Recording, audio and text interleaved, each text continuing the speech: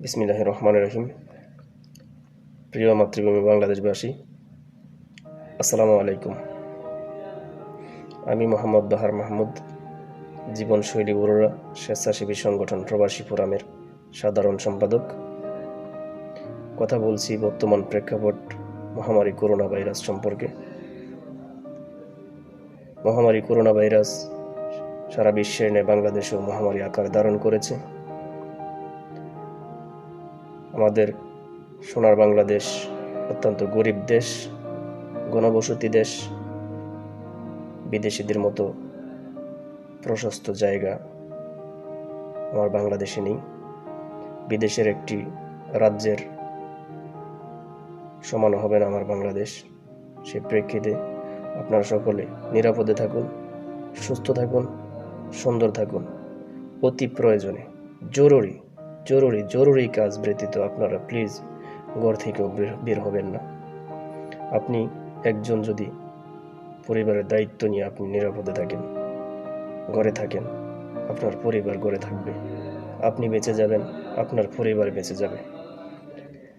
আপনি নিজ দায়িত্বে যদি আপনি আপনার পরিবার নিয়ে ঘরে থাকেন, লকডাউন পালন করেন, তাহলে সকলের নিজ নিজ অবস্থান থেকে সে দায়িত্বটা সারা বাংলাদেশে পালন করবে। আপনিও নিরাপদে থাকলেন, সারা বাংলাদেশ নিরাপদে থাকবে এবং সারা বাংলাদেশের মানুষ এই মহামারী করোনা ভাইরাস থেকে রক্ষা পাবে। এটার একমাত্র উপায় হলো, করোনা ভাইরাস থেকে পরিত্রাণ পাওয়ার একমাত্র উপায় হলো আপনার সতর্কতা।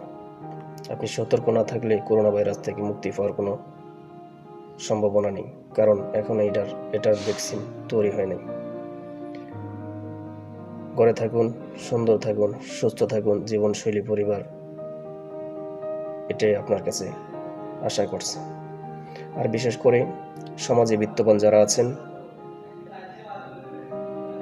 আমি আপনাদের প্রতি দৃষ্টি আকর্ষণ করব, জীবনশৈলী বড়ুরা পরিবার আপনার প্রতি অনুরোধ করব, আপনি আপনার আশেপাশে কেউ না খেয়ে আছে কিনা, গরিব অসহায় দিনমজুর, আপনি সমাজের বিত্তবান প্রভাবশালী হিসেবে তাদের খোঁজখবর নেওয়া আপনার নৈতিক দায়িত্ব। এবং স্বেচ্ছাসেবী সংগঠনগুলো আপনাদের খোঁজখবর নেওয়ার চেষ্টা করছে কিনা, গরিব দুঃখী অসহায় কেউ আছে কিনা একটু তাদের প্রতি দৃষ্টি রাখবেন। তারা কেউ যেন অনাহারে না মরে, অনাহারে না খেয়ে অসুস্থ হয়ে না মরে, সেদিকে একটু লক্ষ্য রাখবেন। এটাই আপনাদের কাছে বিনীতভাবে অনুরোধ।